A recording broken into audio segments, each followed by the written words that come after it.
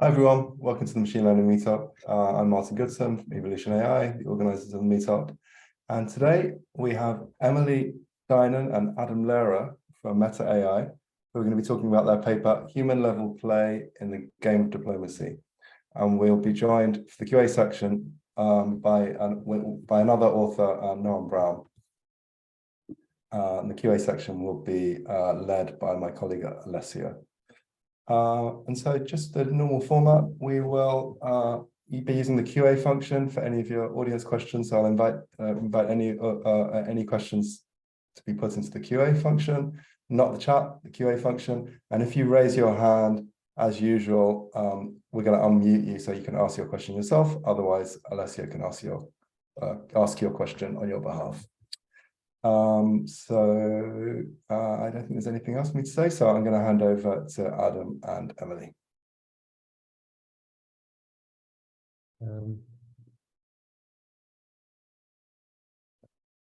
Hello. Oh yeah.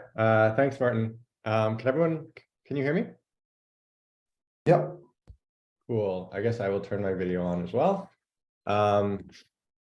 Great. Just give me 1 second. Oh, no. Oh, here we go. Perfect.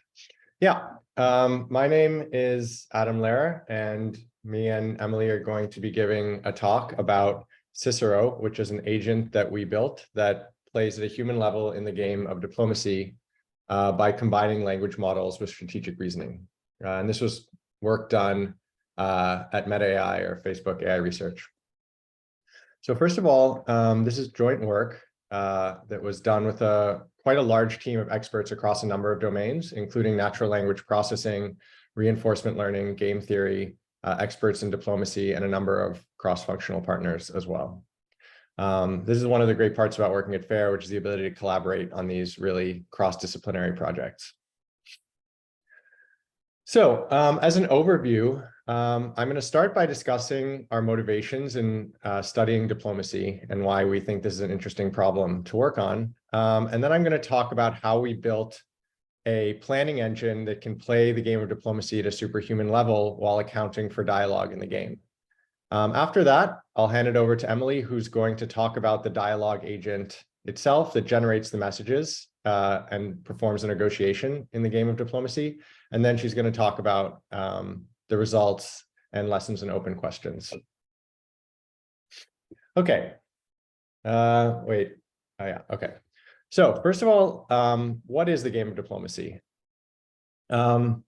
Diplomacy is a popular strategy board game. It was developed in the 1950s, and it actually was the favorite game of JFK and a lot of politicians and diplomats. You play as one of 7 powers trying to conquer Europe in World War I. And each turn consists of private natural language negotiations, trust building, and tactical coordination between the players. And then at the end of each turn, every player secretly enters their moves, and these moves are revealed simultaneously. So these moves consist of orders for each of a player's units on the board. For example, one player may put in orders like, my fleet Clyde moves to the Norwegian Sea, Army Denmark holds, fleet Skagerrak supports Army Sweden to Norway. And this supporting move is kind of interesting because this actually says you're like helping another unit make a move or defend a territory, and that unit may belong to another player, and so on. So the actions are part of this exponentially large action space. But more importantly, the private agreements about supports or about like not attacking each other between these players are non-binding. So the players need to build trust during the negotiation phase. And they also have to account for the fact that other players may be lying or might not follow through on their agreements.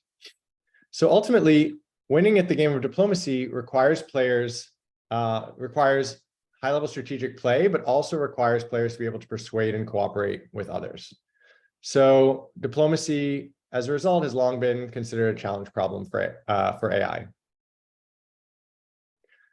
So let me go into a little more detail about why diplomacy is considered interesting and a challenge problem for AI. And I'm going to approach this problem from 2 different perspectives. The first perspective is the natural language perspective. And the idea here is that despite there being major progress in modeling human language, most of the current approaches, except maybe not, leaving aside certain very recent things, are still just trying to imitate human-like text.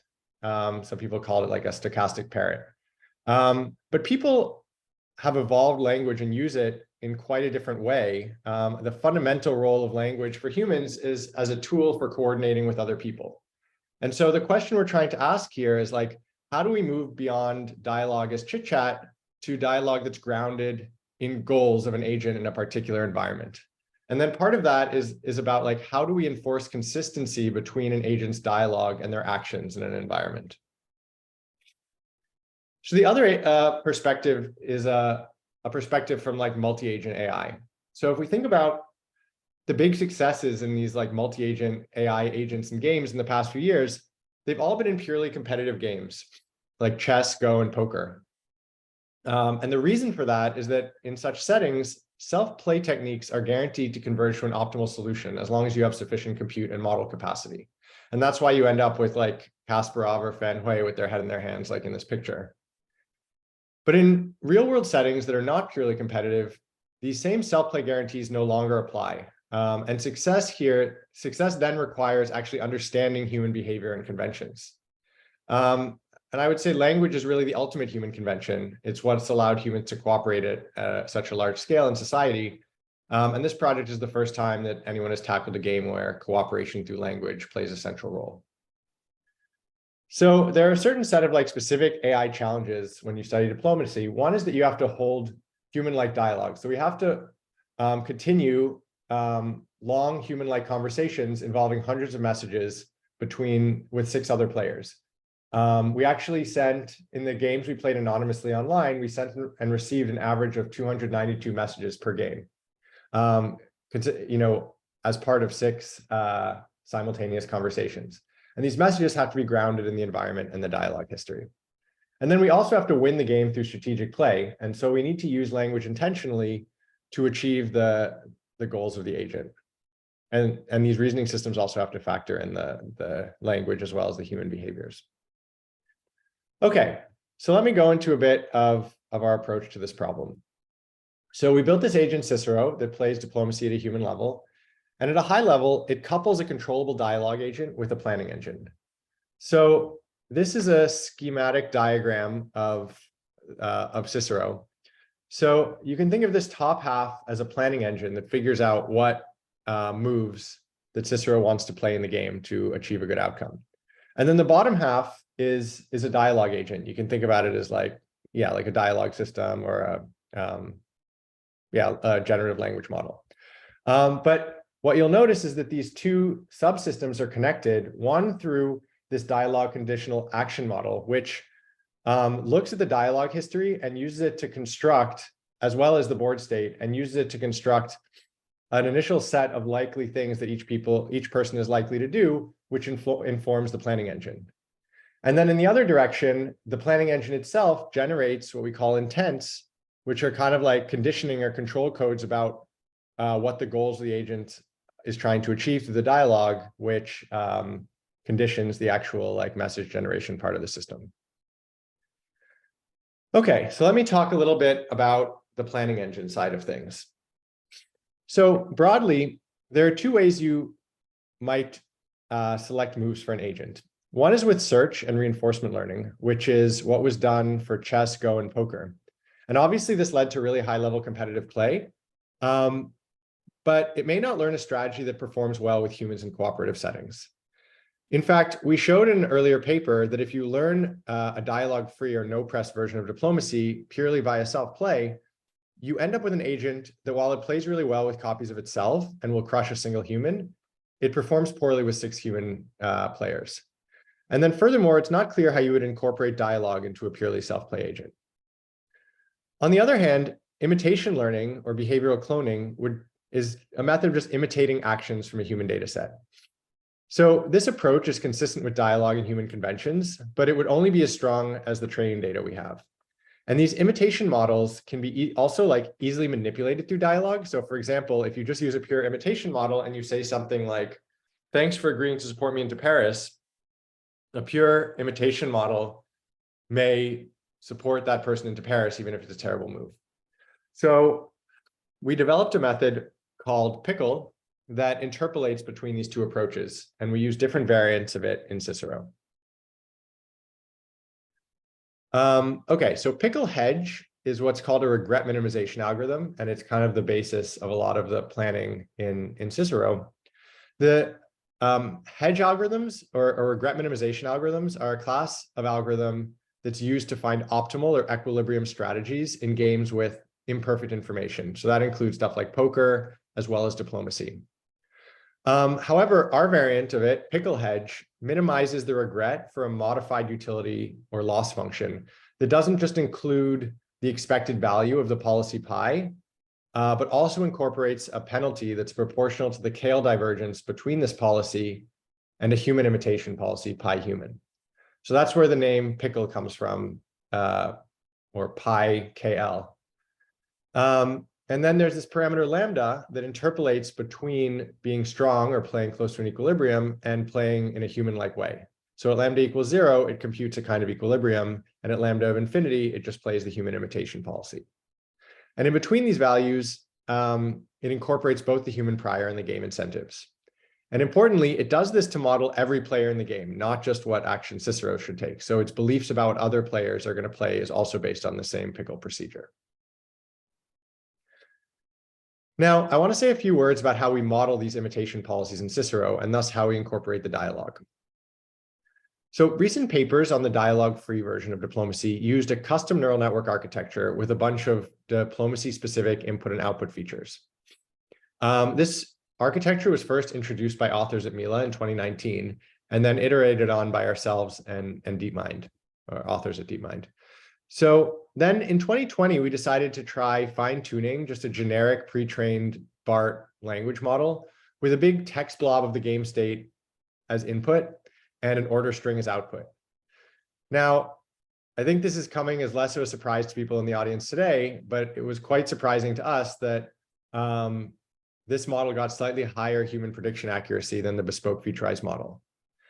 More importantly, this architecture naturally incorporates dialogue because you can just add the dialogue as part of the input to the BART model. And we find that the dialogue history is pretty strongly predictive of the orders, leading to about a 10% reduction in order prediction perplexity. So we use this model to compute what we call the anchor policy, which is the policy we regularize towards during search. However, we do still use that custom featurized architecture I described as part of the planning procedure because it's more than 200 times faster. So we use it for things like reinforcement learning and planning because it can be done more efficiently for like rollouts and stuff.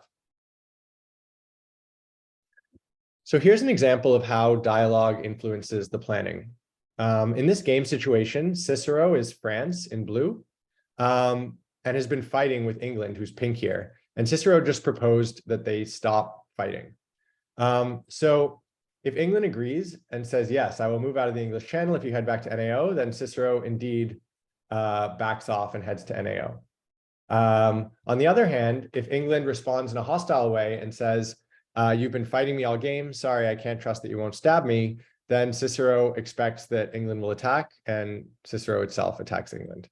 And finally, if England agrees but tries to take advantage of Cicero by saying, yes, I'll leave English Channel if you move these moves that leave Cicero very vulnerable to an attack, then Cicero partially backs off, but kind of accounts for the fact that England may choose to attack it if it leaves itself vulnerable in this way, and ignores those suggested moves that would allow it to be exploited. So finally, we use reinforcement learning to improve Cicero's state value estimates. So one way you could, anytime you want to do planning and search, you have to have like a value model of like the value of different game states. So you can know which game states you're trying to like get towards. So you could do this just by training on like our data set of human games, but we only have 50,000 of those, and there's only like one scalar outcome for each one. And so this isn't enough data to compute good game state estimates. So we use an RL and search procedure that's similar to AlphaZero, but instead of using Monte Carlo tree search in the inner loop, it actually uses pickle in the inner loop. So what this means is that we kind of are predicting the values of states where you assume that the continuation of the game will be with strong, but also human-like play. And this approach achieved superhuman performance in the no dialogue version of diplomacy. And we also incorporated this kind of state value estimates for the final Cicero agent. All right, now I'm going to turn it over to Emily, who's going to talk about the dialogue negotiation agent.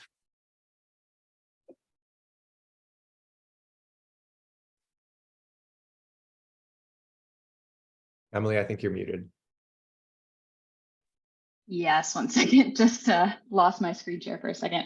Okay, can you see my screen? Yep. Cool. So I'm going to talk about the bottom half of this diagram, which is how we actually built a dialogue agent that negotiates with the 6 other players during the game. There are 3 ingredients to building this negotiation agent. Firstly, we adapted pre-trained language models to generate dialogue in this sort of grounded out-of-domain setting, and this served as our base models. Then we made these models controllable by conditioning them on game plans so that they could use language intentionally to actually achieve their goals in the game.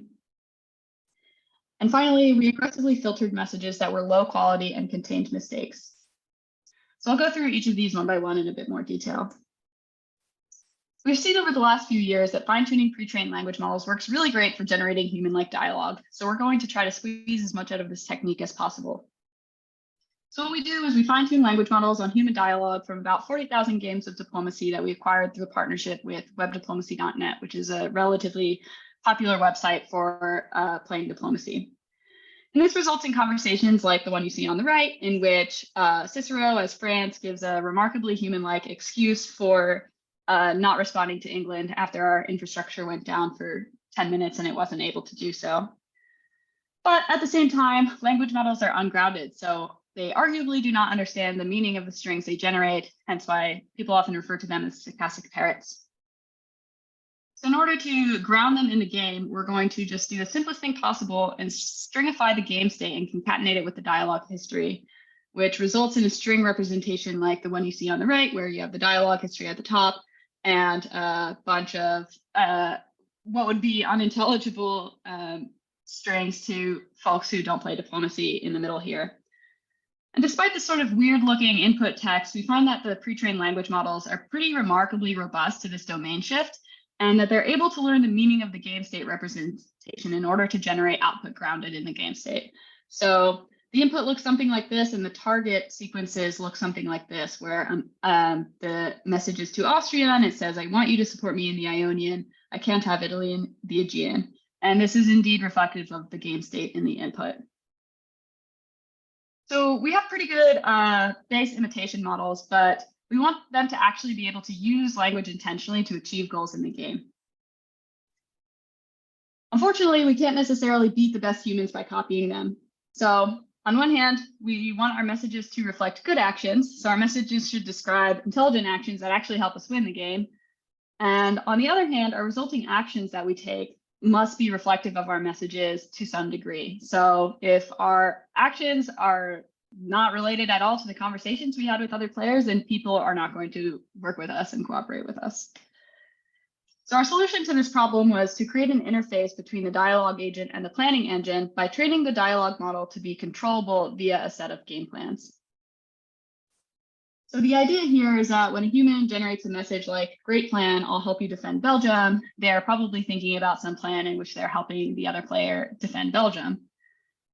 And we want to replace this with the superhuman planning engine that Adam just described in order to generate messages conditional on intelligent actions.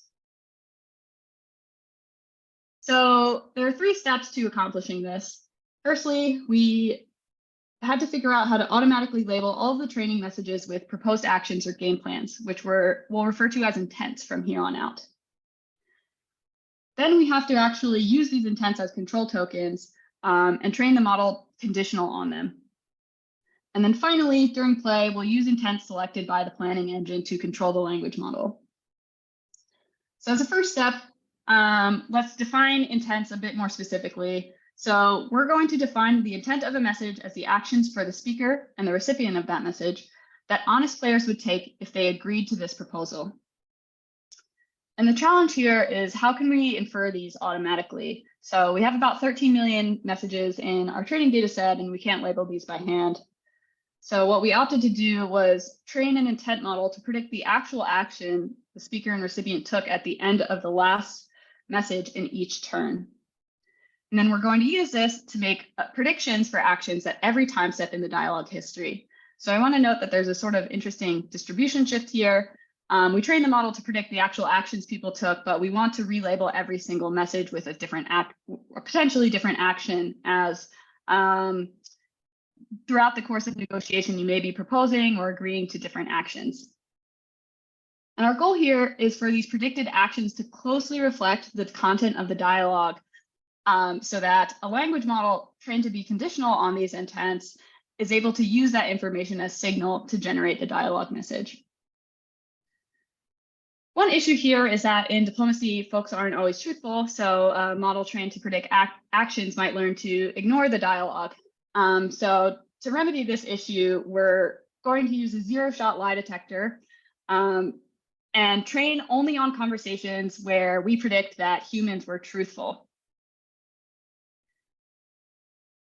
Another issue is that if England sends a message to France, like, do you want North Sea to support Belgium, and France doesn't answer, the intent model may have learned that France is probably going to be hostile if it doesn't answer this query. So what we do here is we inject affirmative replies to signal agreement to the model. So we inject a message into the dialogue history that the intent model sees, like France saying, I've entered those orders, so that the intent model is predicting, again, a sequence of actions that honest players would take if they agreed to that proposal.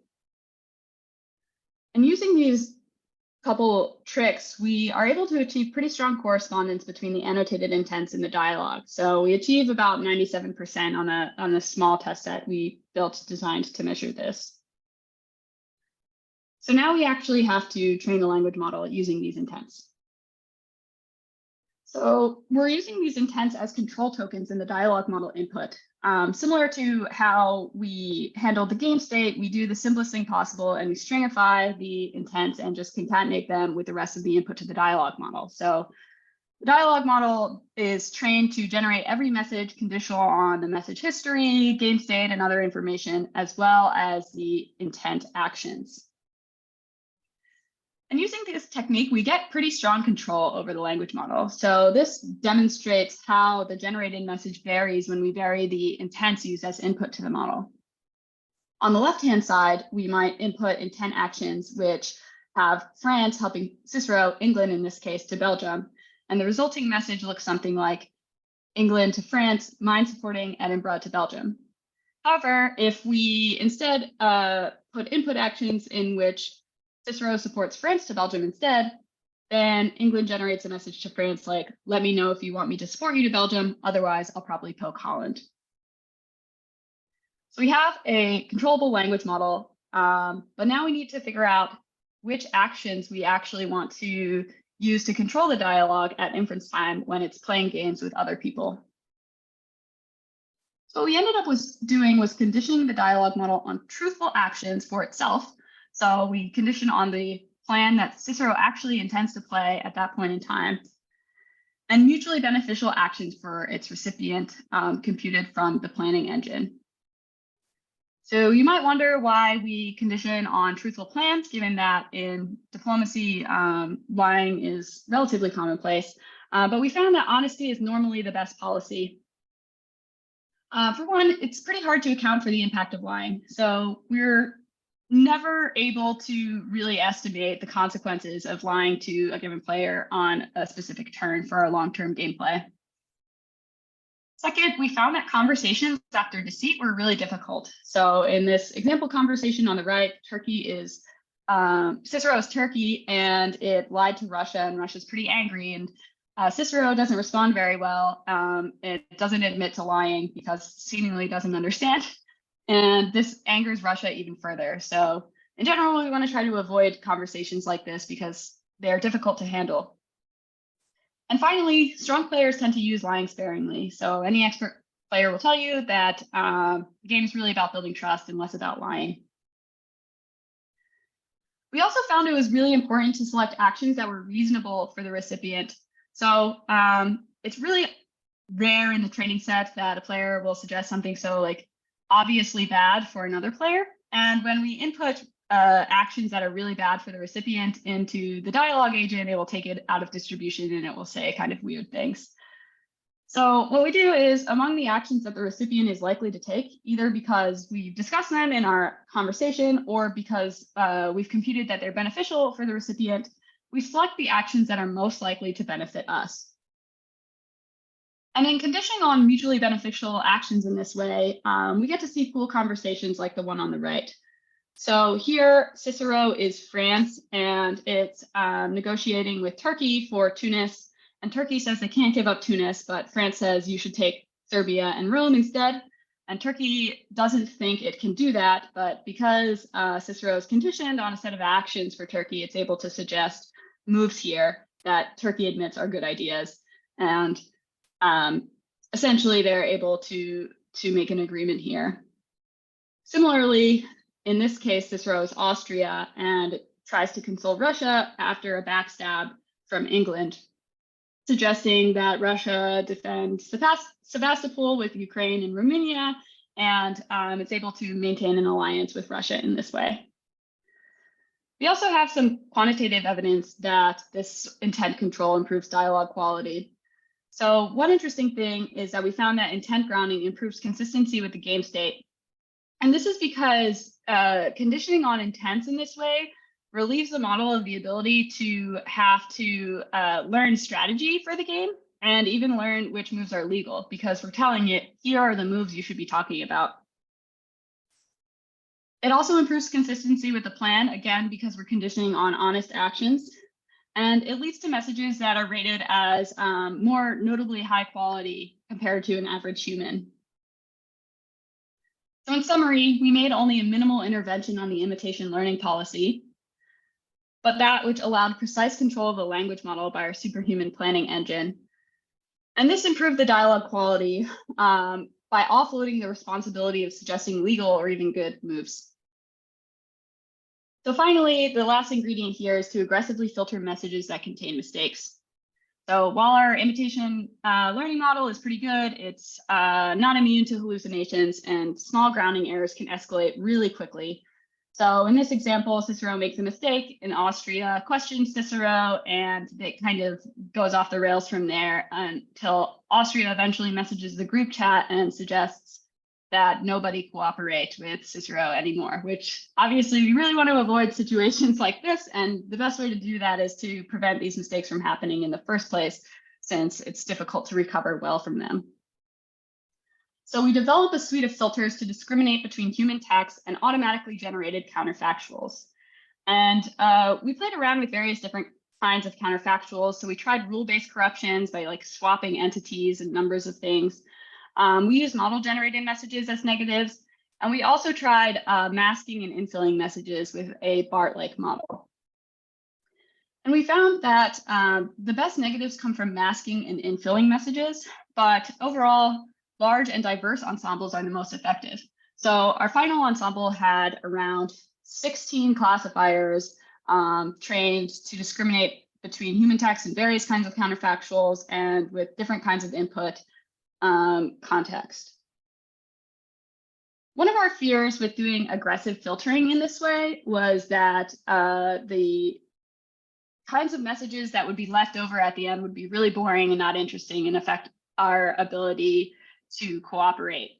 So we tried to measure this by looking at the length of resulting messages and the number of interesting entities that are mentioned, so as to detect whether we're only able to send messages like, okay, sounds good. And we found that filtering with classifiers trained to discriminate with these infilling messages didn't hurt diversity. We also deployed several other filters to improve dialogue quality, which I don't really have time to get into today. But we filtered messages if the likelihood of the intents used to generate that message went down after sending the message. We also did some value-based filtering in special circumstances to filter messages that might lead to low expected value for the agent. And finally, we use a bunch of heuristics to filter things like toxic language, repetition, off-topic messages. We want to avoid the model sending its phone number and Discord information to other players in the game. So in summary, we trained our base model by adapting these pre-trained language models to generate dialogue in this grounded and out-of-domain setting. And we also made them controllable by conditioning them on plans. Finally, we aggressively filtered messages that were low quality. So that gives us our negotiation agent. Now I'll go back to this diagram and give an overview of the actual process for playing in the game. So during the negotiation phase for each turn, we first use the planning engine to select a plan. So the planning engine predicts the actions players are likely to take based on the dialogue and game state. And using this information, selects optimal actions for ourselves and mutually beneficial intents for our message recipients. We then feed these intents to the dialogue model, which generates a message conditional on these plans, on any conversations it's had, as well as the game state. And given a few message candidates generated in this way, we pass them through a suite of filters and try to filter out low quality messages. And assuming a message makes it past our filter, we then send it to the message recipient and continue the conversation. And we repeat this over and over again throughout the duration of the negotiation phase, updating our plan every single time we send or receive a message. And when the negotiation phase is over and it comes time to submit orders, we play the action corresponding to our most recently computed plan. So how does Cicero actually fare when playing against other humans? Well, over the summer, we entered Cicero anonymously in an online diplomacy league to try to measure this. And we were quite nervous that Cicero was going to say something really silly and reveal itself as an AI agent in the very first game, tank any chances we had at getting interesting results here. But fortunately, that didn't happen. And in the 40 games we played, Cicero was not detected as an AI agent. It played with 82 unique players and sent, roughly 300 messages per game. And at the end of the tournament, when we revealed to folks that they were playing with an AI agent, we got a lot of messages like the one on the right, where folks expressed disbelief, which really confirmed to us that nobody suspected that they were playing with an AI agent. And in terms of gameplay, Cicero placed in the top 10% of players and achieved more than double the average human score. And we got to see a lot of cool conversations like the one I've shown in this talk, the ones I've shown in this talk, or the one here on the right, in which Cicero, as Austria, negotiates a long-term alliance with Italy, planning ahead for in the next year. And while we were able to achieve, human level play in this setting in which players weren't aware that there might be an AI agent in the game, there are a lot of open questions and open challenges remaining. For me, one of the most interesting ones is considering what behavior should be delegated from language models to external systems. So the notion of intents we used, which is the actions that the player is going to take, as well as the actions that we think the recipient, that we want the recipient to take, is relatively constrained. So you can imagine all of the different things we might want to delegate to external systems, like, should we ask a question here? Should we make a proposal here? Should we talk about a third party? Should we lie? Things like that. Another open question is how to better account for human behavior. So for example, we never really factored in the cost of lying. And finally, an open question for me is how can we adapt the largest language models so far from their training domain? So our final dialogue model that we ended up using was a 3 billion parameter BART-like model. And we attempted to fine-tune larger models, but we struggled to do so because they overfit so rapidly, likely due to how different diplomacy is from the pre-training domain.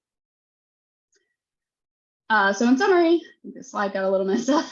Cicero couples a strategic planning engine with a language model to win at diplomacy. And Cicero can pass for humans in lengthy and difficult dialogues, and our paper coding models are all available.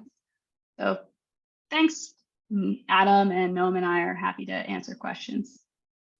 Thanks so much, Emily and Adam, for the talk. Yeah, great to see you, Noam, joining us for the QA. Really stunning results, fantastic paper, and a really interesting talk. I'm going to hand over to Alessio now, who's going to handle the QA. And I would like to invite the audience again to submit any questions that you have to the QA function in Zoom, right at the bottom of the screen. And so, yeah, I can see some questions coming in right now. I'm going to hand over to Alessio now. Hey, thank you very much. And yeah, great talk and great work. So first of all, I would like to ask a clarification question.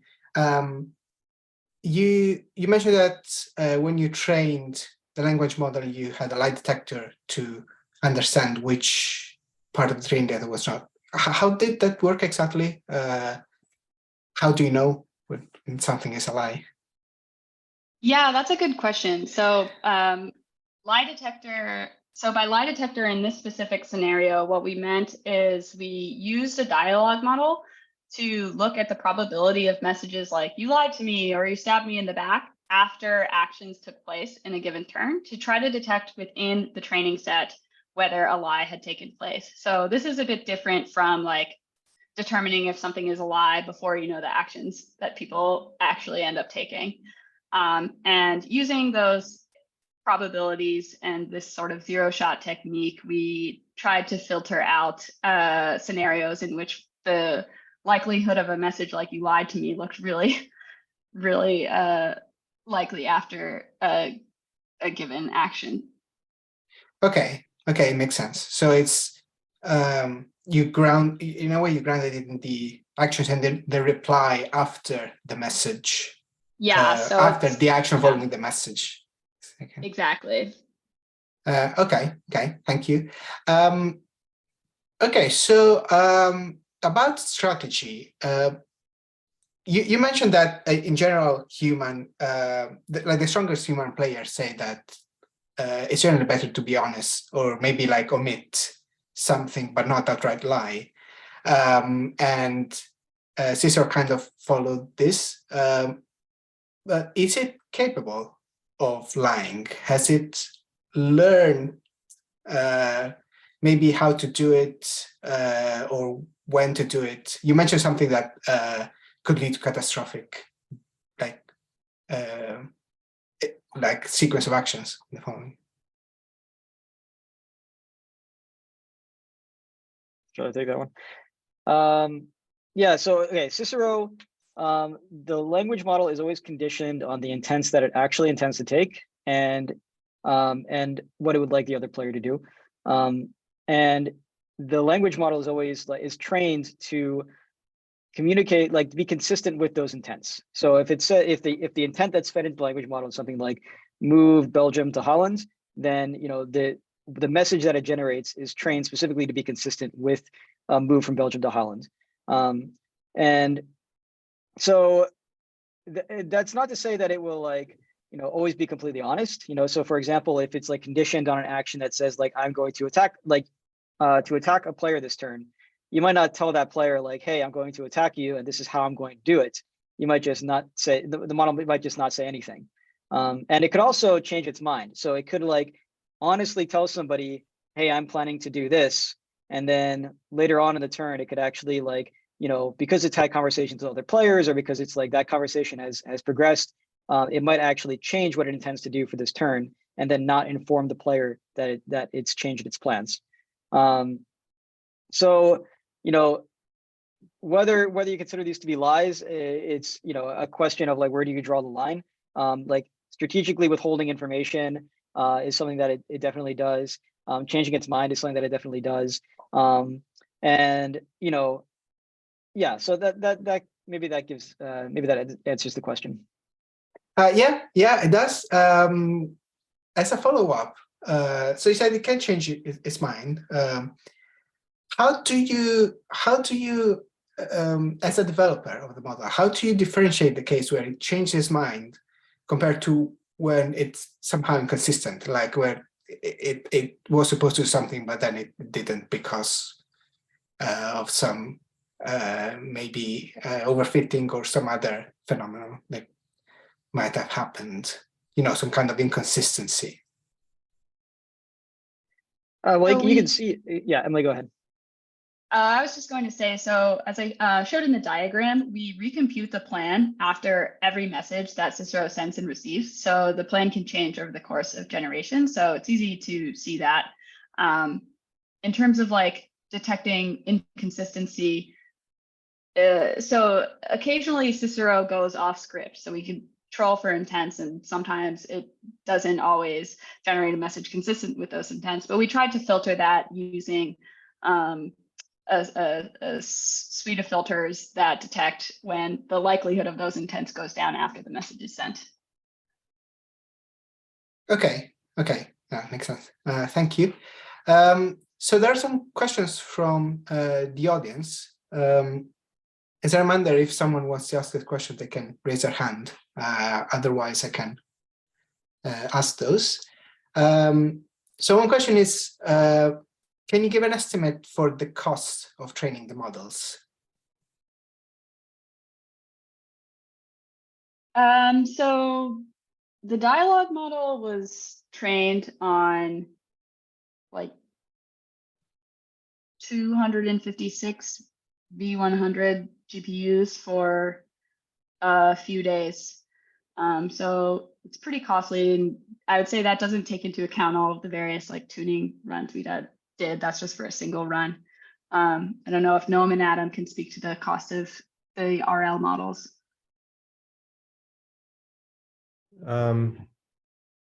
My recollection is, yeah, that the RL models were similar orders of magnitude, like 256 to 512 GPUs, a little bit longer. Like some of the largest RL runs were, I think, on the order of like weeks on, you know, hundreds of GPUs. I would say, yeah, it's the RL also tended to be pretty expensive, although I would say not at the level of like the kind of large language model training runs that are happening these days.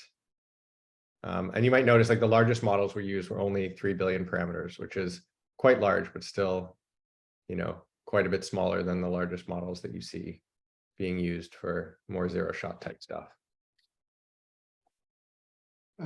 Right. Okay. How do you take into account that a model might have to train for weeks? So if you in the development, if you make a change to the model, how do you behave without having to wait 3 weeks to see if the change was effective or not at all? Didn't do anything. We often would like do experiments on smaller models that train more quickly to validate that this was a good idea before doing the costlier training runs. Okay, that makes sense. I would also add, like, I think this was one of the big challenges of diplomacy, especially compared to prior games. You know, if you're making a Go bot or something, you just play it against previous bots and see if it's suddenly winning. But with diplomacy, it's quite difficult to tell if you're making progress in the right direction, because you know the only way you can objectively measure that is to play with humans, and that the games, you know, the signals that you get are very noisy, and human experiments are very expensive because you have 6 humans involved. So yeah, figuring out if we were actually moving in the right direction was a major challenge with this project. Right. Do you have any like in-house team of humans that played, or do you only use online playing platform? Did you say in-house what? Teams of humans that you could test before releasing it on web platform. Yeah, so we did like bring in, actually, we had the 3-time world champion of diplomacy, as well as like 2 other top level diplomacy players that we recruited to our team. And speaking to what Noam said about the challenge and knowing when you're moving in the right direction, that was really like one of the most crucial things I would say that we did for the success of this project. They did like a ton of work in terms of like looking at different, so since we couldn't like measure end to end, you know, progress, we had to have like much more targeted testing of like, we're making this particular type of change and how are we going to be able to measure that? And a lot of that came down to targeted human evaluations and annotations. We actually built like an entire visualization and annotation stack to do that. And we also, early on, I thought Emily was going to talk about this, that early on before we actually released Cicero in the wild, we had several months where we had deployed it anonymously online, but it was all being gated by basically us approving each message.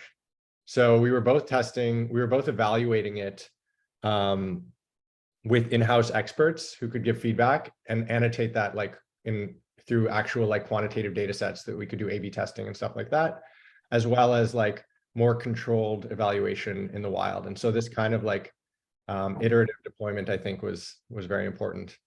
And, again, speaking to why it's so hard to evaluate, I had a slide as well showing this, that like one thing you might imagine doing is just take the agent and play it against like 6 other imitation agents or something like this and see how it does. And especially in the no dialogue version of things, that actually works reasonably well, especially if you use like a diverse population of other agents. So we did a lot of evaluation along these lines. But the problem is that on the dialogue side, these imitation agents learn like spurious correlations. So they'll actually, like, if you just talk more, then you'll win more against these agents, because, the agents learn that whoever they talk more with, they tend to be allies with. And so they'll cooperate with whoever talks to them more. So you end up doing better or worse based on these like artificial correlations and not important things like, are you saying nonsense or not?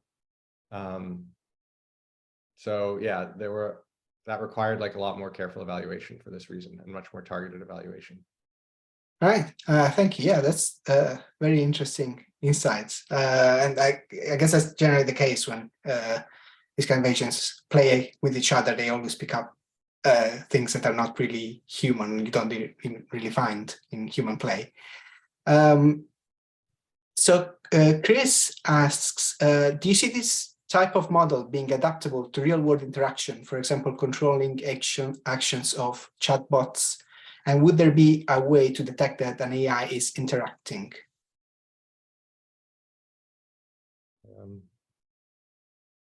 Maybe Emily, you want to answer? I don't know. Yeah, sure. So in terms of this type of research being applicable to real world interactions, I think definitely. So as Adam mentioned in the beginning, like most of the language models we see today are just kind of imitating human text, but the way humans interact with each other is by using language as a sort of intentional tool. And this is sort of like a step in that direction in this toy environment. In terms of like, would there be a way to detect an AI is interacting? So there's been a bunch of work to try to discriminate between human text and model generated text. And I think like folks can do that fairly well at this stage if the capacity of the detector is like at least as big or exceeding the size of the model. But this is still an open area of research, especially as these models become bigger and bigger and better and more human-like. Right. And you mentioned something interesting that we can say this is a way of grounding the language model into so that it conveys some kind of intent, which is something that doesn't always happen. But this is also a very expensive way to do that, right? It's very specific, and as we mentioned, it takes a long time to train these models. So this might be a more generic question, but what do you think it would take for generic language models to have, in a way, more intent behind their words, to actually understand that those words mean something that the user expects because the language model has said that? Yeah, I think there has to be some sort of like interaction with the environment there, and some like intentionality behind sending a message. So like there's a lot of movement towards instruction tuned models. So you can think of this as like one version of that, like teaching language models to follow specific instructions or intentions. So I think the field is definitely moving in this direction already. Okay. Thank you. Mike asks, what are your steps towards generalizing this technology to perhaps real-world negotiating scenarios? Kind of piggybacking, I guess, on the previous question. So we're not taking any steps to generalize this technology to real-world scenarios, like to be clear. But I guess, hopefully people build off of this research to generalize to real-world scenarios. I don't know if Adam or Noam have anything to say on this. I have a bit of a thought about this, which is, and it's also related to the last question when you talk about like, how do we add intentionality? And I think that intent is a bit of a loaded word. There's like two ways that you could think about intent. One is kind of like, how do you understand and try to achieve like the goals of an interaction? Like someone asks you to do things, and maybe that's not something that you want to do directly in the space of language. And I think we're seeing like increasing work along those lines, like Instruct GPT and stuff like, and instruction fine-tuning, fine-tune language models on, all this stuff is like along the lines of fine-tuning language models to be able to follow specific instructions. And another thing that I think is like powerful is that that's related to this work is I think that language models are currently very good at translating between different representations of things. So I think that we will see work along the lines of like transforming things into representations where you can do, like tool use is one example, but there might also be like transforming into representations where you can do some kind of planning or maybe different kinds of planning, right? Like calling out to external modules that can solve some piece of the problem and then give you an answer. So I think we're seeing a lot of work along in that direction, right? Like tool formers is a recent like thing that came out of FAIR, and there's a lot of work along these lines.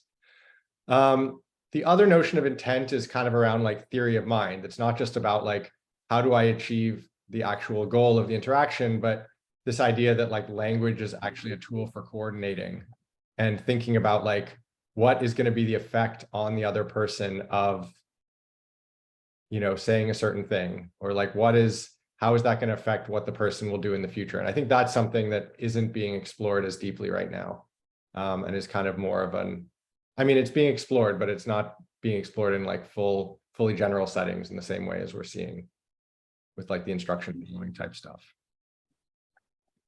Well, one more thing I'll add, just, because one of the goals is that we wanted to like put this out in the open for the community to build upon. So all the code and models are open sourced. Anybody can access them.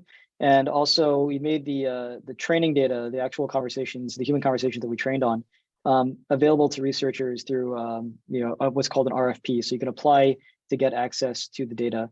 And I think that's still open. So if you're interested, you can apply to get that.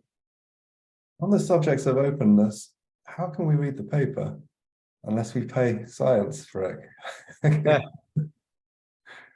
Is it on archive or? It's not on archive. I do have a link on my website. I think, if you want to email us, we can give you access. We can give you a PDF, and I think that's something that we'll need to do. We'll just get this online, put it somewhere that people can access it, because it has been a problem. Okay, well, if we can try and organize that offline, and I'll send a message to the group. That'd be great. Okay, and so a bit on the line of the last couple of questions. What do you think is it could be the closest real world application outside of games for an agent like this? What kind of uses do you think are most suitable for an agent like this, or for something that it's a direct evolution of these kind of agents?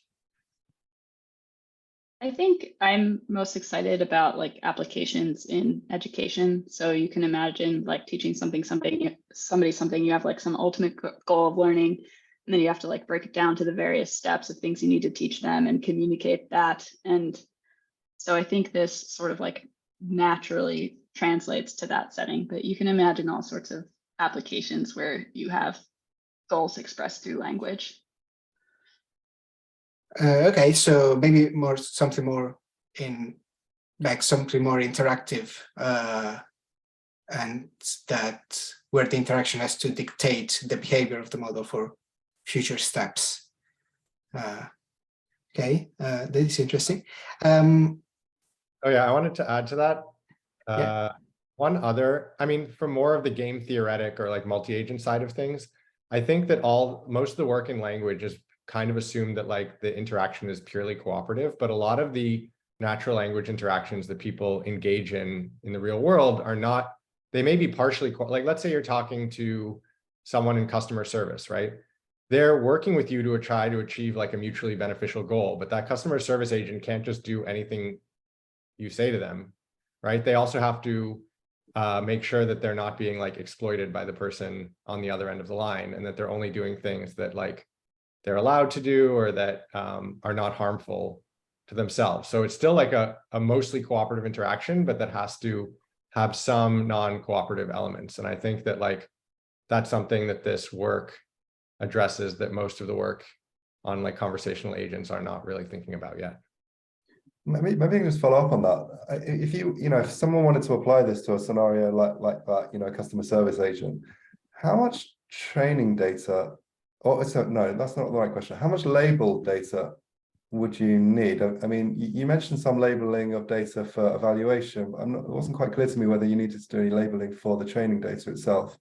And also, maybe you can give us a sense of the scale of the amount of labeled data that you created. So we didn't do any hand labeling of the training data set, but it was already quite substantial. So we had about like 13 million dialogue messages and somewhere between 40 and 50,000 games of diplomacy to train on.